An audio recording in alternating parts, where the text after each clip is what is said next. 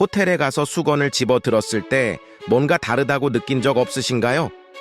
집에서 쓰는 수건보다 훨씬 두껍고 묵직하죠. 단순히 물기를 잘 닦으라고 그런 게 아닙니다. 결론부터 말씀드리면 그 두꺼운 수건 한 장에는 당신의 지갑을 무장해제시키는 고도의 경제 심리학이 숨어 있습니다. 5성급 호텔들이 당신도 모르게 쓰고 있는 7가지 심리 트릭, 오늘 그 비밀을 낱낱이 파헤쳐 드리겠습니다. 이 영상을 끝까지 보시면 다시는 이전과 같은 눈으로 세상을 볼 수 없을 겁니다.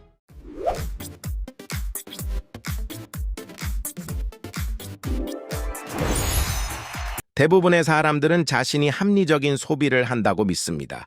가격표를 보고 가성비를 따지고 필요에 의해 지갑을 연다고 생각하죠. 하지만 이건 착각입니다. 우리는 철저하게 설계된 공간 안에서 설계된 대로 움직이는 말에 불과할지도 모르거든요. 지금부터 호텔 수건이 왜 두꺼운지 그 첫 번째 비밀부터 풀어보겠습니다. 전문 용어로 체화된 인지 embodied cognition라고 합니다. 어려운 말 같지만 원리는 간단해요. 우리 뇌는 무거운 것을 권위 있고 진중하고 비싼 것으로 인식한다는 겁니다. 실제로 심리학 연구팀이 실험을 했습니다.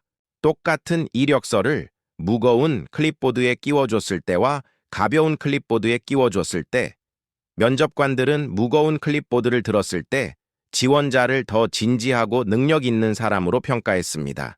호텔 수건의 무게, 즉 GSM 평방미터당 그램 수이 높을수록 당신은 무의식적으로 이 호텔이 권위 있고 신뢰할 수 있는 곳이라고 느낍니다.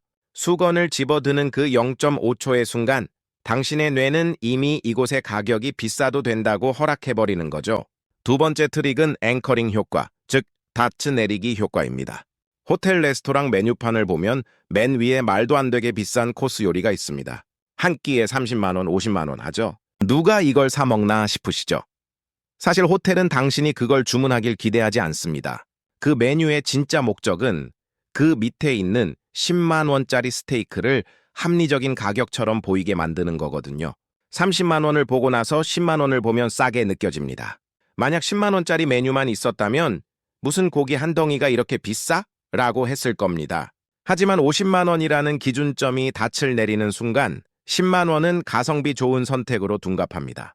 이게 바로 숫자의 마술입니다. 세 번째, 이게 진짜 무서운 건데요. 바로 고통 없는 지불 시스템입니다. 행동경제학자 댄 에리얼리의 연구에 따르면 인간은 현금을 낼 때 뇌의 고통 중추인 섬엽이 활성화된다고 합니다. 즉 돈을 쓰는 건 뇌과학적으로 물리적 통증과 비슷하다는 거죠. 그런데 호텔에서는 지갑을 꺼낼 일이 거의 없습니다. 룸키 하나로 모든 게 해결되죠. 밥을 먹든 스파를 하든 서명을 하고 룸으로 달아주세요 라고 말하면 끝입니다. 이 과정에서 돈이 나간다는 감각, 즉 결제의 고통은 완전히 사라집니다. 체크아웃할 때 청구서를 받기 전까지는요, 카지노가 칩을 사용하는 것과 똑같은 원리입니다. 현금의 실체를 지우면 소비는 놀이처럼 쉬워지거든요. 혹시 지금 나는 룸서비스 안 시키니까 상관없어 라고 생각하고 계신가요? 과연 그럴까요? 네 번째 트릭은 보유 효과입니다. 호텔에 들어가면 웰컴 초콜릿이 놓여 있고 욕실에는 고급 어메니티가 예쁘게 진열되어 있습니다. 무료로 제공되는 이 작은 물건들이 사실은 가장 강력한 미끼입니다. 일단 내 손에 들어온 물건, 내가 사용해본 서비스에 대해 우리는 실제 가치보다 훨씬 더 높게 평가하는 경향이 있습니다. 이걸 보유 효과라고 하는데요. 어메니티를 쓰고 웰컴 드링크를 마시는 순간 당신은 무의식적으로 이 객실을 내 공간으로 인식하기 시작합니다. 내 것이라고 느끼는 순간 그 공간을 유지하기 위해 더 많은 비용을 지불할 용의가 생기죠. 다음 휴가 때 더 저렴한 호텔로 가기 힘들게 만드는 심리적 장벽을 세우는 겁니다. 다섯 번째는 희소성의 원칙을 이용한 클럽 라운지입니다. 호텔 예약 사이트를 보면 클럽 라운지 이용 가능. 객실은 일반 객실보다 훨씬 비쌉니다. 그런데 계산기를 한번 두드려 볼까요? 일반 객실이 30만 원이고 라운지 포함 객실이 45만 원이라고 칩시다. 15만 원 차이죠. 라운지에서 제공하는 해피아워 음식과 술의 원가는 얼마나 될까요? 아무리 많이 먹어도 1인당 원가는 2만 원에서 3만 원을 넘기 힘듭니다. 하지만 호텔은 여기에 전용, 프라이빗, VIP라는 딱지를 붙입니다. 사람들은 단순히 음식을 사는 게 아니라 선택받은 소수라는 기분을 사는 겁니다. 경제학에서는 이걸 베블런 효과라고도 하죠. 가격이 비쌀수록 수요가 늘어나는 기현상 말입니다. 여기서부터 진짜 재밌어집니다. 사람들이 진짜 모르는 여섯 번째 트릭, 바로 노동의 환상입니다. 하우스키핑 서비스를 생각해 보세요. 우리가 외출한 사이 방은 마법처럼 깨끗해져 있습니다. 수건은 각 맞춰 접혀 있고 침대 시트는 팽팽하죠. 호텔은 일부러 이 청소 과정을 고객에게 절대 보여주지 않습니다. 마치 우렁각시가 다녀간 것처럼요. 만약 눈앞에서 청소부가 땀 흘리며 변기를 닦는 모습을 본다면 어떨까요? 그 서비스의 가치는 노동력이라는 현실로 격화됩니다. 하지만 과정을 숨김으로써 서비스는 환상이 되고 마법이 됩니다. 현실적인 노동의 흔적을 지울수록 고객은 더 높은 비용을 지불할 판타지를 갖게 되는 거죠. 마지막 일곱 번째는 피크앤드 법칙입니다. 인간의 기억은 평균으로 남지 않습니다. 가장 강렬했던 순간과 마지막 순간으로 전체 경험을 판단하죠.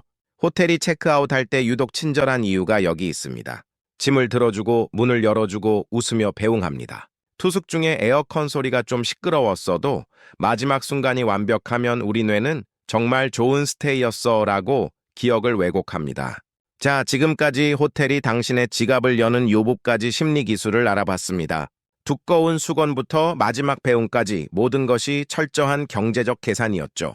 그렇다면 우리는 이 사실을 알고 무엇을 해야 할까요? 단순히 호텔이 나쁘네, 속지 말아야지 하고 끝낼 문제가 아닙니다. 오히려 우리는 이 기술을 훔쳐야 합니다. 호텔이 소비자를 다루듯 우리도 우리의 자산을 다뤄야 하거든요. 첫 번째 적용점은 저축의 마찰력을 없애는 겁니다. 호텔이 돈 쓰는 고통을 없앴듯이 우리도 저축하는 고통을 없애야 합니다. 월급이 들어오자마자 자동으로 적금 계좌나 투자 계좌로 빠져나가게 만드세요. 내 손을 거치지 않고 고민할 틈도 주지 말고 그냥 사라지게 하는 겁니다. 소비의 고통을 없애는 기술을 저축에 적용하면 자산은 놀라운 속도로 불어납니다. 두 번째는 나 자신의 가치를 앵커링하는 겁니다. 연봉 협상을 하거나 사업 제안을 할 때 당신은 얼마를 부르시나요? 상대방이 생각하는 금액보다 항상 높은 기준점을 먼저 제시하세요. 그게 무리한 금액이라도 괜찮습니다. 그 숫자가 다치되어 최종 협상 금액을 끌어올려 줄 테니까요. 호텔 메뉴판에 30만 원짜리 코스 요리가 되세요. 그래야 당신의 가치가 헐값에 매겨지지 않습니다. 세 번째는 환경 설정입니다. 호텔 수건의 무게가 권위를 만들었듯 당신 주변의 환경이 당신을 만듭니다. 성공하고 싶다면 성공한 사람들이 있는 곳에 가고 부자가 되고 싶다면 부자들의 습관을 모방하세요. 너저분한 방에서 얇은 수건을 쓰며 나는 성공할 거야 라고 외치는 것보다 주변을 정돈하고 사소한 물건 하나라도 나를 대접하는 것으로 바꾸는 게 훨씬 효과적입니다. 그게 바로 체화된 인지니까요. 경제는 단순히 숫자 노름이 아닙니다. 인간의 심리, 본능, 그리고 착각이 얽혀있는 복잡한 심리전이죠. 오늘 호텔 수건 이야기를 통해 우리는 소비자가 아닌 설계자의 관점을 엿봤습니다. 누군가 설계한 판 위에서 지갑을 여는 호구가 될 것인가? 아니면 내 인생의 경제를 설계하는 오너가 될 것인가? 선택은 여러분의 몫입니다. 세상은 아는 만큼 보이고 보이는 만큼 벌 수 있습니다. 오늘 이야기가 여러분의 경제적 통찰력을 깨우는 데 도움이 되셨다면 구독과 좋아요를 눌러주세요. 더 놀라운 부의 비밀을 가지고 돌아오겠습니다. 지금까지 당신의 부를 깨우는 시간이었습니다.